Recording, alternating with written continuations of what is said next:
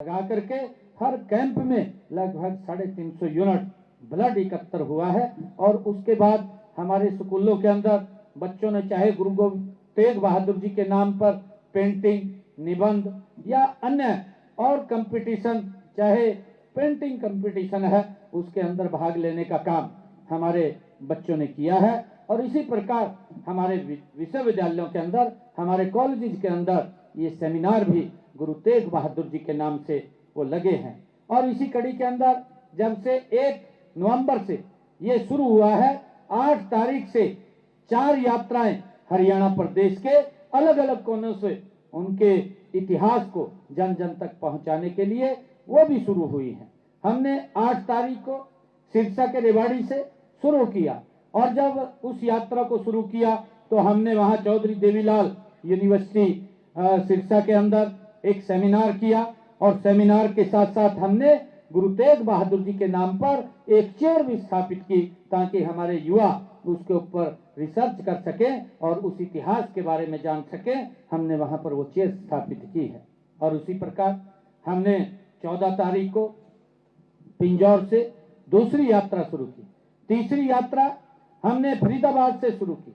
आज हमने सढौरा से इस यात्रा को शुरू किया। और इस यात्रा को शुरू करने के बाद मैंने यहाँ पर गुरु तेग बहादुर जी के नाम से एक वन्य यहाँ लगाने का काम हमने किया है, जो उनके इतिहास को सदा हमारे लिए एक प्रेरणा के रूप में काम करता रहेगा।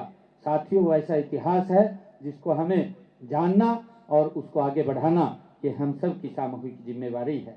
जिस प्रकार से मैंने अभी पौधारोपण के माध्यम से उस इतिहास से, क्योंकि हमें जो जीवन मिलता है और जो जीवन आज हमें दिया है, इसके पीछे गुरु तेग बहादुर जी की एक बड़ी कुर्बानी है।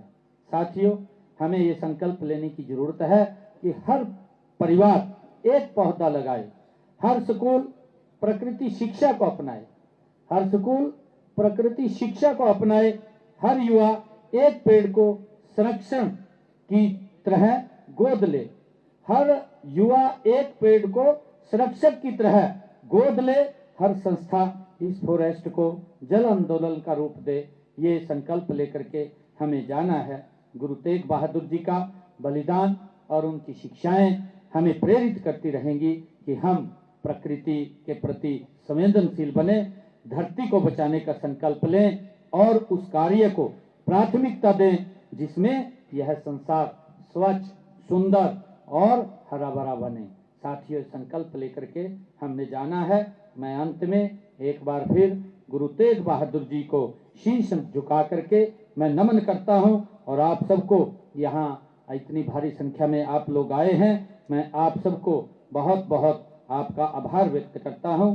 और आज जब मैं यहाँ पर आया हूं तो यहाँ पर मैं किशनपुरा, जो प्रताप नगर यमुनानगर में आज 45 एकड़ में बनने वाले कृषि विश्वविद्यालय का नाम श्री गुरु तेग बहादुर जी कृषि महाविद्यालय के ऊपर रखा जाएगा, इसकी मैं घोषणा करता हूं। और इसी प्रकार बिलासपुर यमुनानगर से गोपाल मोचन सड़क बाईपास के निर्माण के लिए इसकी फिजिबिलिटी चेक करा करके इसको पूरा करवाया जाएगा। ये भी मैं आज इसकी घोषणा करता हूं। और अभी कुछ देर पहले हम गुरु साहिब गुरुद्वारा में सढौरा से इस यात्रा का हमने शुभारंभ किया है। और 14 तारीख को हमने जो पंचकुला से यात्रा शुरू की थी, उस यात्रा में हमने जो अंबाला शहर की पॉलिटेक्निक है, उस पॉलिटेक्निक का नाम गुरु तेग बहादुर जी के नाम से हमने किया है। मैं आप सबका पुनः बहुत बहुत आभार व्यक्त करते हुए अपनी वाणी को विराम देता हूं। एक जोरदार जयकारे के साथ वाहेगुरु जी दा खालसा, वाहेगुरु जी दी फतेह।